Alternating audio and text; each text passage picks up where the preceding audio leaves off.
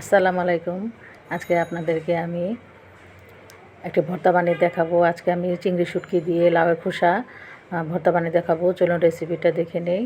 এখানে আমি কিছু পরিমাণ লাউয়ের খোসা নিয়ে নিয়েছি, ধুয়ে পরিষ্কার করে নিয়েছি।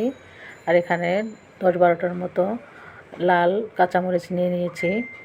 লাউয়ের খোসাগুলিকে আমি একটু ছোট ছোট টুকরা করে কেটে নিয়েছি। এখন আমি খোসাগুলিকে সিদ্ধ করে নেব। এই জন্য প্রথমে আমি চুলায় একটি পাতিল বসিয়ে দিয়ে সেখানে লাউয়ের খোসাগুলি দিয়ে দিলাম। এখন কাঁচামরিচগুলি দিয়ে সিদ্ধ করার জন্য পরিমাণ মতো পানি দিব, লবণ দিব হাফ চামচের মতো, পরিমাণ মতো পানি দিয়ে হাফ চামচের থেকে একটু কম হলুদ গুঁড়া দিব, দিয়ে ভালো করে নেড়ে চেড়ে ঢেকে আমি 15 মিনিটের মতো লাউয়ের খোসাগুলিকে আমি সিদ্ধ করে নেব।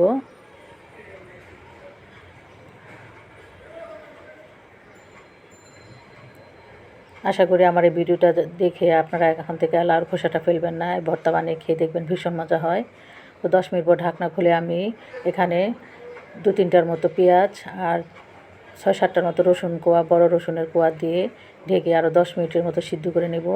তো খোসাগুলো সিদ্ধ হয়ে গেছে, এখন আমি একটা সাইডে রেখে ঠান্ডা হতে দেব। এদিকে আরেকটা প্যান আমি চুলায় বসিয়ে দিয়েছি, দিয়ে শুকনো খোলায় আমি চিংড়ি শুটকিগুলি ভেজে নেব। এখানে 1 মুঠের মতো চিংড়ি শুটকি আছে, ছোট চিংড়ি শুটকি দিয়ে আমি মাঝারি আছে 2-3 মিনিটের মতো আমি চিংড়ি শুটকিকে ভেজে নেব।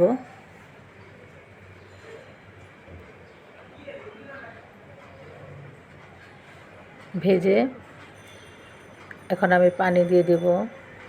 পানি দিয়ে 10 মিনিট ভিজিয়ে রেখে ভালো করে 3-4 বার পানি পাল্টে পাল্টে ধুয়ে পরিষ্কার করে নিয়েছি, দেখতেই পাচ্ছেন। এখন আমি আরেকটি প্যান চুলায় বসিয়ে দিয়ে এখানে পরিমাণ মতো সরিষার তেল দিচ্ছি। দিয়ে তেল গরম হয়ে গেলে প্রথমে আমি চিংড়ি শুটকিগুলি দিয়ে ভেজে নেব। 2 মিনিটের মতো চিংড়ি শুটকিগুলিকে ভেজে তারপরে সিদ্ধ করে রাখা লাউয়ের খোসা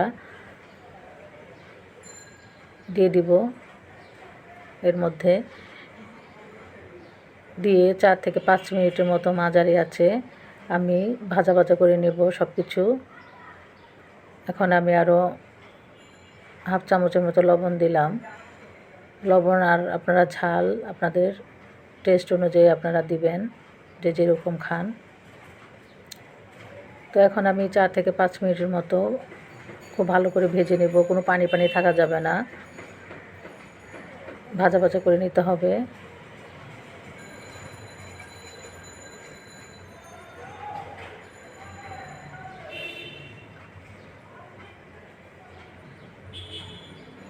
ভাজা হয়ে গেছে, এখন আমি শিলপাটায় বেটে নেব।